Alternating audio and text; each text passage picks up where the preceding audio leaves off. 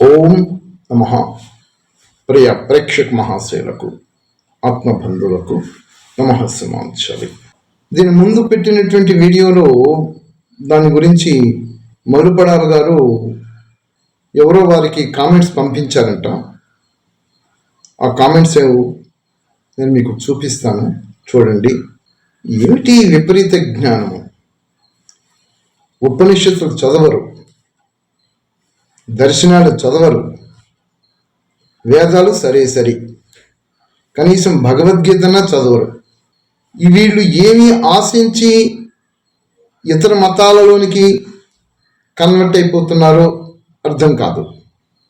భారతదేశంలోనూ వేద వాంగ్మయములో లేని విద్యలు ఎక్కడ ఉన్నవి? ఇతర మతాలలో ఎక్కడ ఉన్నవి? సమస్తమైనటువంటి విద్యల యొక్క గని వేదాలు. మీకు మోక్షం కావాలా? ఆధ్యాత్మిక సంపద కావాలా? భౌతిక సంపద కావాలా? సుసంతానాన్ని కావాలా? రాజ్య చక్రవర్తి ఐశ్వర్యము కావాలా? ఏమి కావాలన్నా సర్వము సమస్తము వేద విద్య ద్వారా ఆ పరమేశ్వరుడు మనకి బోధించి చెప్పాడు. మరి ఇప్పుడు ఉండేటటువంటి ఈ తరం వీళ్ళు నిజంగా భగవంతుని యొక్క ప్రాప్తి కావాలి అనుకుంటున్నారా? లేకపోతే అక్కడ ఏదో పొజిషన్లు, వాడు ఇచ్చేటటువంటి విధానాలు, మూఢ విశ్వాసాలతోటి, ఆచార సాంప్రదాయాలతోటి ఆ మతాలలోనికి కన్వర్ట్ అయిపోతున్నారో అర్థం కాకుండా పోతుంది. వేద జ్ఞానాన్ని యథాతథంగా అర్థం చేసుకోలేనటువంటి కారణంగానే వివిధ ప్రలోభాలకు లోబడిపోయి మన దేశ సంస్కృతిని మనమే నాశనం చేసుకుంటున్నాం. సరే, వాడు ఏం పెట్టారు ఈ మల్లుపడాల గారికి, అది మీకు చూపిస్తాను, చూడండి. నమస్మాంజలి. పై వీడియో ఒక గ్రూపు పెట్టడం జరిగింది. ఒక క్రిస్టియన్ వ్యక్తి క్రింది విధంగా, మహాభారతంలో బ్రహ్మ కన్న కూతురుతో క్రింది విధంగా ఉందా? బ్రహ్మ తన సొంత కుమార్తెను చేసుకున్నాడా? ఇది తెలుసా? ఒక క్రిస్టియన్ చెప్పినట్లు మహాభారతంలో ఆది పర్వతంలో ఉన్నదా? దయచేసి తెలపగలరు. వ్యవహారికాంధ్ర మహాభారతం ఆది పర్వం 5వ ఆశ్వానం. అలా కాదు అంటూ మళ్ళీ అందుకున్నాడు పాండురాజు. పూర్వం స్త్రీలకు ఒక అడ్డు ఆపు ఉండేది కాదు. ఒక భర్త అని నియమం లేదు. ఎవరితో పడితే వాళ్ళతో సంభోగిస్తూ స్వేచ్ఛగా సంచరించేవాళ్ళు. ఉత్తర భూముల్లో ఇప్పటికీ ఈ ఆచారమే అమల్లో ఉంది. ఆ దినాల్లో ఉద్దాలకుడిని ఒక ఋషి ఉండేవాడు. అతడు కుమారుడు శ్వేతకేతు, మహాతపస్శాలి. ఒకనాడు వాళ్ళు ఆశ్రమానికి ఒక బ్రాహ్మణుడు వచ్చాడు. ఋతుస్నానం చేసి కూర్చున్న శ్వేతకేతు తల్లిని చూచి కామించాడు అతడు. కుమారుడు భర్త చూస్తూ ఉండగానే ఆమెని లాక్కుపోయి ఆమెతో సంగమించాడు. చూసి సహించలేకపోయాడు శ్వేతకేతు. ఇందులో తప్పేముంది? ఇది సనాతన ధర్మమే కదా అని సమర్థించాడు తండ్రి. కాదు, దురాచారం అన్నాడు శ్వేతకేతు. సనాతనమే అయినా సవరించాలి. ఇవాళ నుండి నేను ఈ వ్యవస్థను చేస్తున్నాను. పరపురుషుడితో పోయే స్త్రీ పాపాత్మరాలు అవుతుంది. ఒక స్త్రీకి ఒక్కడే భర్త. నైనా మల్లుపడాలో మీరు పంపించినటువంటి కామెంట్స్ చూశాను. ఏం చెప్పమంటావు బాబు? ఇంత దౌర్భాగ్యహీన స్థితికి దిగజారిపోయారు. వారు ఏమి ఆశించి ఆ క్రిస్టియానిటీ మతాన్ని స్వీకరించారో అర్థం కావటం లేదు. నిజంగా భగవంతుని యొక్క సన్నిధికి చేరుకోవాలి, భగవంతునితోటే ఉండాలి అనుకునేటట్లయితే మన యొక్క వేదవాంగ్మయం చాలా విశేషంగా అన్నీ బోధిస్తుంది, అన్నీ ఇస్తుంది, అన్నీ చెప్తుంది. ఇలాగ వాళ్ళు కామెంట్స్ పెట్టడానికి కారణం ఏమిటంటే వాళ్ళెవ్వరూ కూడా ఉపనిషత్తులు చదవరు, దర్శనాలు చదవరు, భగవద్గీత చదవరు. ఆ బైబిల్ అన్నా పూర్తిగా చదివారో లేదో అది కూడా తెలియదు. బైబిల్లో ఆదికాండం మొదటి అధ్యాయం నుంచి ఆఖరి పేజీ వరకు క్షుణ్ణంగా ఎవడైనా చదివితే, ఏ ఫాస్ట్ అయినా చదివితే వెంటనే బైబిల్ విడిచిపెట్టేసేసి మళ్ళీ వెనక్కి వచ్చేస్తాడు. వీళ్ళు చదవరు, ఆ ఫాస్టర్స్ వీళ్ళకి చెప్పరు.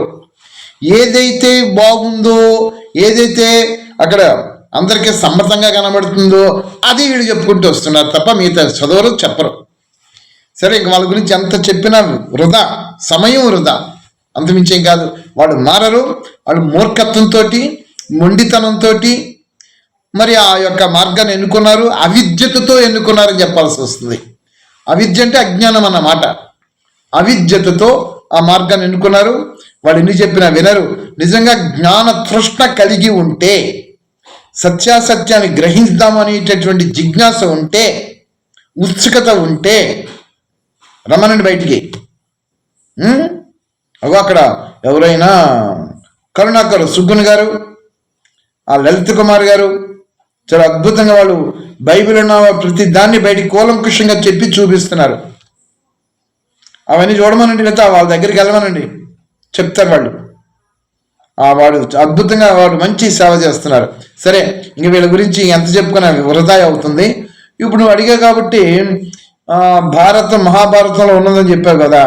మహాభారతం అనేటటువంటిది 10,000 శ్లోకములతో తయారైనది. నేడు మార్కెట్లో 1,00,000 శ్లోకాలతో కనబడుతున్నది. దీనికి ప్రమాణం కూడా ఉన్నది. నేను సత్యార్థ ప్రకాష్లో విషయం తీసి మీకు స్క్రీన్ షాట్ తీసి చూపిస్తున్నాను, చూడు. వ్యాస మహర్షి 4,400 శ్లోకములు, వారి శిష్యులు 5,600 శ్లోకములు, మొత్తము 10,000 శ్లోకములతో భారతము వ్రాయబడినట్లు భారతమునందే స్పష్టముగా వ్రాయబడి ఉన్నది. మహారాజు విక్రమాదిత్యుని కాలమున 20,000 శ్లోకములతోనూ, నా తండ్రి గారి సమయమున 25,000 శ్లోకములతోనూ, నేను రాజ్యము చేయు కాలమున 30,000 శ్లోకములతోనూ గూడి ఉన్న మహాభారతం లభించుచున్నదని మహారాజు భోజుడు చెప్పి ఉన్నాడు. ఆ మహాభారతం ఇట్లే పెరుగుచూ పోయినచో అది ఒక ఒంటె బరువు గ్రంథము కావచ్చును. మరియు ఇట్లే ఋషులు మునుల నామములతో పురాణాది గ్రంథములు రచించుచూబోయిన ఆర్యావర్తప మానవులు భ్రమజాలమున బడి వైదిక ధర్మహీనుల అయి భ్రష్టులగుదురు. దీన్ని బట్టి చూచిన భోజరాజునకు కొంత వైదిక సంస్కారం ఉన్నట్లుగా విదితమగుచున్నది. ఇది ఎవరు రాశారు? మహర్షి దయానంద సరస్వతి వారు సత్యార్థ ప్రకాశంలో కనబడుతుంది. ఇంకా ఏం చెప్పారో మీకు ఆ ప్రమాణం కూడా చూపిస్తున్నారు, అది కూడా చూడండి, మీకు వినిపిస్తాను. భోజరాజు రాజ్యము చేయు కాలమందు ఎవరో శివపురాణము మార్కండేయ పురాణము వ్రాసి వ్యాసుని నామముతో ప్రచారం తెచ్చిరి. భోజరాజుకి ఈ విషయము తెలిసినప్పుడు వారిని వ్రాసిన పండితులకు హస్తఛేదనము దండను విధించెను. అంతేకాక వారిని ఇట్లు ఆదేశించును, మీరు ఏదేని కావ్యము వ్రాసినా అది మీ పేరుతోనే వ్రాయుడు, ఋషులు మునులు పేర్ల వ్రాయవలదు. ఈ భోజరాజు రచించిన సంజీవని నామకమగు ఇతిహాసమున ఈ విషయము అంకితము చేసెను. ఆ గ్రంథము గ్వాలియర్ రాజ్యమున భిండ్ నామక గ్రామమున తివారీ బ్రాహ్మణుల ఎంట ఉన్నది. ఆ గ్రంథమును లఖునాకు సంబంధించిన రాహు సాహిబ్ అతను గుమస్తా రామదయాల్ చౌబే తమ గన్నులతో జూచి ఉండిరి. ఇంత ప్రత్యక్ష ప్రమాణాలతో ఉన్నవి. మరి భారతంలో మరి ఆ విధమైనటువంటి ప్రక్షిప్తాలు చేరిపోయిన తర్వాత ఎలాగ దానిని నమ్మమంటావు? ఉద్దాలకుడు, శ్వేతకేతు, అది ఎంత నీచకరమైనటువంటి అసభ్యకరమైనటువంటి విషయాలు. ఇవన్నీ ప్రక్షిప్తాలు చేరిపోయాయి. ఇంకొక ఎవిడెన్స్ చెప్తాను చూడు. ఉపనిషత్స్ ఉన్నవి కదా, అందులోనూ అల్లోపనిషత్తు ఒకటి వచ్చింది. బాబర్ రాజ్య పరిపాలన చేసినప్పుడు భారతదేశానికి కొంతమందిని భయాన్నో నయాన్నో ఏదో విధంగా మొత్తానికి ఒక ఉపనిషత్తు రాయిపించాడు ఆయన. అదేంటి? అల్లోపనిషత్తు. ఇలాగా ఎవరికి తోచిన విధంగా వాళ్ళు భారతదేశాన్ని, ఈ వాంగ్మయాన్ని ప్రక్షిప్తాలతోటి పూర్తిగా భ్రష్టు పట్టించి చేశారు. ఎందుకు చేశారు అని పరిశీలిస్తే, ఈ బ్రిటిషర్స్, ముస్లిమ్స్ భారతదేశాన్ని హస్తగతం చేసుకుని పరిపాలిస్తున్నప్పుడు మన భారతదేశంలో ఉండినటువంటి అపారమైనటువంటి ఆ యొక్క వేద వాంగ్మయం తాలూకా జ్ఞానం ఏదైతుందో ఈ ఎవరు మారటం లేదు. సనాతన ధర్మమే, వైదిక ధర్మమే పట్టుకొని ఉంటున్నారు. అప్పుడు ఎలాగైనా సరే వీళ్ళు భ్రష్టు పట్టించాలి, వీళ్ళ ధర్మం మార్చాలంటే వీళ్ళ తాలూకా ఈ సాహిత్యాన్ని భ్రష్టు పట్టిస్తేనే తప్ప వీళ్ళు మారరు అని వాళ్ళ దృష్టి మన యొక్క జ్ఞానం మీదకి వచ్చింది, మన సాహిత్యం మీదకి వచ్చింది. మైకిలే అన్నటువంటి ఒకడు, మాస్కో ముల్లర్ అనేటువంటి ఒకడు, ఇలాంటి వాళ్ళందరూ కలిసి వాళ్ళకి ఆ మిడిమిడి జ్ఞానంతో, అవిద్యతతోటి మన జ్ఞానానికి తప్పులు పెట్టి, మన వేదాలకి, మన సాహిత్యానికి తప్పులు పెట్టి ఇలాంటి విధానాలతో రచనలు చేసి చూపించుకుంటూ వచ్చేసారు. దీనికి ప్రమాణాలు కోకొల్లగా కనబడుతున్నవి. కాబట్టి ఇలాంటివేమీ నమ్మకనైనా నువ్వు వాళ్ళ బైబిల్లోనే నానా భయంకరంగా అందులో వ్యభిచారం క్లియర్గా కనబడుతున్నది బైబిల్లో. కావాలని చూడమను. నేను ఎవరు మన కరుణాకర్ని అడిగితే అది చెప్తాడు, మొత్తం అంతా బయట పెడతాడు, బండారం పెడుతున్నాడు ఆయన. కరుణాకర్ గారు ఆయనకి మంచి సేవ చేస్తున్నాడు ఆయన. అలాగనే లలిత్ కుమార్ గారు కూడాను, వాళ్ళు మంచి విశేషంగా సేవ చేస్తున్నారు. లేకపోతే బ్రహ్మ కూతురు సరస్వతి, ఏం దిక్కుమాలిన జ్ఞానం అండి, ఏం జ్ఞానం అండి, అర్థం కాకుండా పోతుంది. బ్రహ్మ ఏంటి, కూతురు ఏమిటి, ఏం అర్థం కాకుండా ఉంది. బ్రహ్మ అనగా ఎవరు? పరమాత్మ పేరు బ్రహ్మ. యోకిలే జగన్మాణేనా బ్రహ్మతి వర్ధయతి సా బ్రహ్మ. అనంతమైనటువంటి మహావిశ్వాన్ని సృష్టించి వృద్ధి చేసేటటువంటి వాడు పరమాత్మ. పరమాత్మ పేరు బ్రహ్మ. 4 ముఖాలు ఉన్నాయి కదా బ్రహ్మనుడు. ఓ పిచ్చిన ఆయన, 4 ముఖాల బ్రహ్మ ఎవడు లేడు. 4 ముఖాలు కలిగిన బ్రహ్మ ఎవడు లేడు.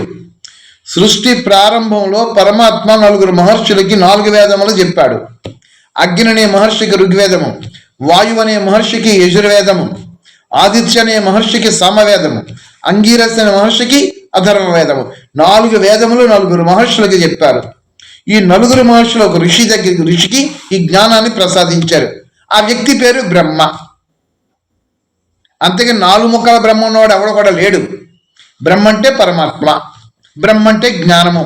పురాణాలలో ఆ విధంగా రాసుకుంటూ వచ్చారు. ఇప్పుడు మీకు వినిపించాను కదా, ఈ పురాణాలు కొన్ని వాస్తవాలు, కొన్ని అవాస్తవాలు ప్రజల దగ్గర జ్ఞానం చెప్పడానికి, వాళ్ళకి వినసొంపుగా ఉండడానికి, శ్రవణానందానికి, ఆ విధంగా కొన్ని కథల రూపంలో ప్రజల మధ్యకి తీసుకుని వెళ్ళారు.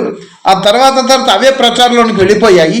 వారిని నిజం అనుకుంటున్నారు. ఇలాంటి కోహనావాదులు, ఆ మిడిమిడి జ్ఞానం కలిగినటువంటి వాళ్ళు, అవిద్యతతోటి తెలియనటువంటి వాళ్ళు, పాప అమాయకులు వీళ్ళు అందులోకి వెళ్ళిపోయి అదేది నిజం అనుకుని ఆ క్రిస్టియన్స్ను, ఆ బైబిల్ని పట్టుకొని అవన్నీ పట్టుకొని ప్రచారం చేసుకుంటూ వస్తున్నారు వీళ్ళు. కాబట్టి ఇవన్నీ కొట్టిపడేయాలి. అంతే, మరి అన్ని కొట్టిపడేయాల్సిందే, ఏమీ లేదు. ఇకపోతే సరస్వతి అంటే పరమాత్మ అండి. సరస్వతి అంటే పరమాత్మ. ఏంటి జ్ఞానం అర్థమవుతుంది? ఏం చదువుకున్నారు వీళ్ళు? ఏమి చదవరు. మన సాహిత్యం, ఉపనిషత్తు చదవండి, దర్శనాలు చదవండి. వేదాలు మీరు అలాగే చదవలేకపోతున్నారు. ఆ భగవద్గీతను చదువుకోండి, శుభ్రంగా జ్ఞానోదయం కలుగుతుంది మీకు. అవి చదవరు.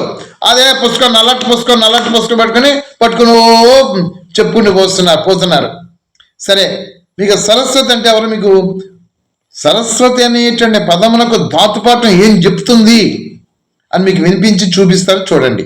సృగతౌ, ఈ ధాతువు నుండి సరస్సు శబ్దం ఏర్పడి మత్తుప్పు జీప్ ప్రత్యయాలు రెండూ చేరితే సరస్వతి శబ్దం సిద్ధిస్తుంది.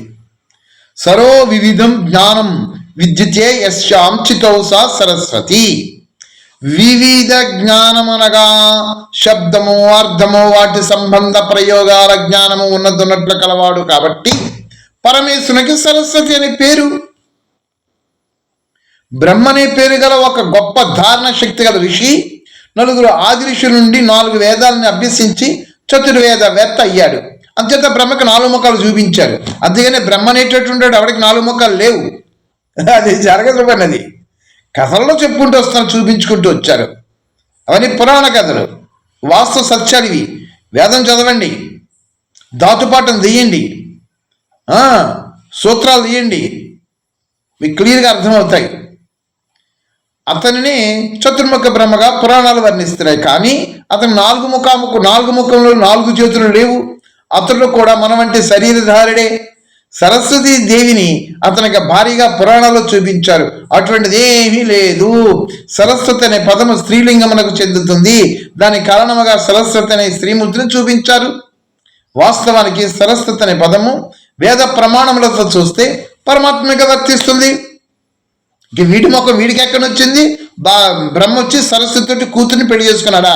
చిచ్చిచ్చి దుర్మార్గపు మాటలు. ఆ బైబిల్ అలాగనే మనం చెప్పారు కదా, ఒక జంటే సంతానం అంట. మనం అందరం కూడాను ఒక జంటే సంతానం ఏంటంటే ఒక జంటకి పుట్టినటువంటి వాళ్ళు ఏమవుతారు? అన్న చెల్లెళ్ళు అవుతారు, లేదా తమ్ముడు అక్క అవుతారు. వాళ్ళు పుట్టినవాడు మనం దిక్కుమాలి జ్ఞానం చెప్పేసేసి ప్రజల్ని వంచన చేసేసి అమాయక ప్రజలు అందరూ కురగారు అందులో మభ్య పెట్టి తీసుకెళ్ళిపోతున్నారు. వీళ్ళని పరిశీలించటం లేదు. ఇప్పుడు చదువుకుంటున్నారు కదా నాయన పిల్లలారా, మీరు యువకులు చదువుకుంటున్నారు, కొంచెం సత్యాలు బుర్రలు పెట్టి కొంచెం అర్థం చేసుకోండి.